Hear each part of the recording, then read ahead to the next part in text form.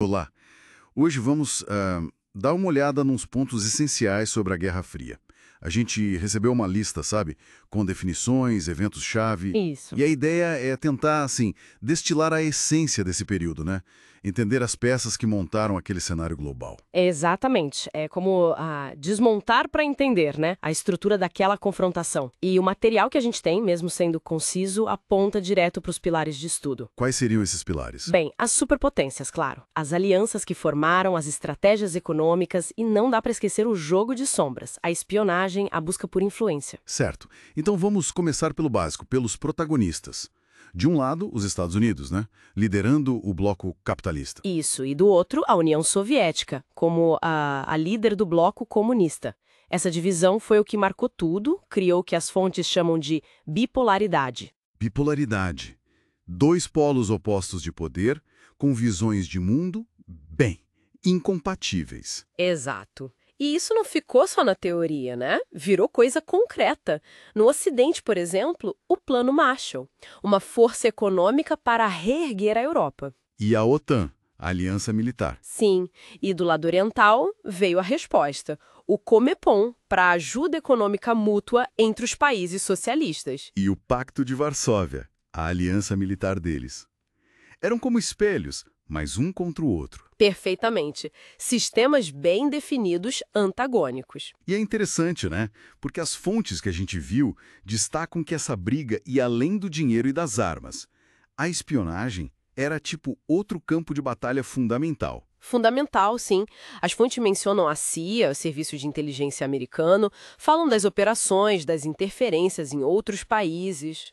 Em inteligência, operações secretas. Sem dúvida. E o material mostra que isso não era assim só coisa de filme.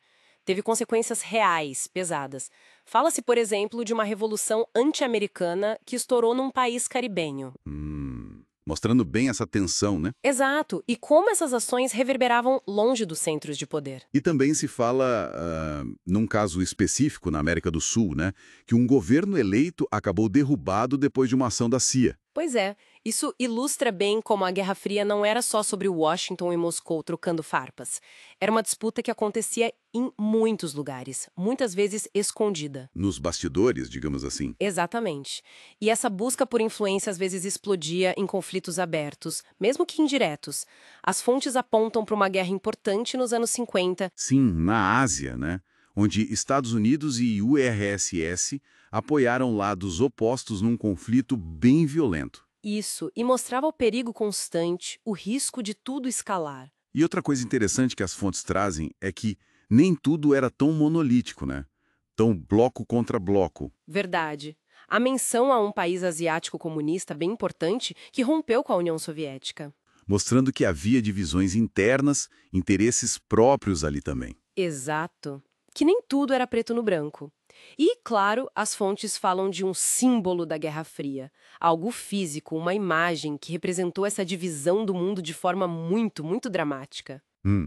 Juntando tudo isso, fica claro que a Guerra Fria foi uma teia, né? Super complexa. Uma teia, assim, com fios de ideologia, poder militar, competição econômica, conflitos localizados. Essa estrutura bipolar com a OTAN de um lado, Pacto de Varsóvia do outro, CIA, KGB, isso mudou o mundo por décadas. Definiram as regras do jogo por muito tempo. Exatamente. Os pontos que a gente viu nas fontes são como coordenadas para a gente se localizar nesse período tão marcante. É uma análise rápida, mas que toca em pontos cruciais bem mapeados por essas fontes que recebemos. E fica aqui talvez uma reflexão final. Pensando nessas estruturas tão definidas da Guerra Fria, blocos, alianças, ideologias claras, como será que a falta dessa bipolaridade tão marcada hoje em dia afeta as tensões e cooperações que a gente vê no mundo atual? É uma ótima questão. Como as coisas se reconfiguram sem aqueles dois polos tão definidos, né? Algo para a gente continuar a pensar, sem dúvida.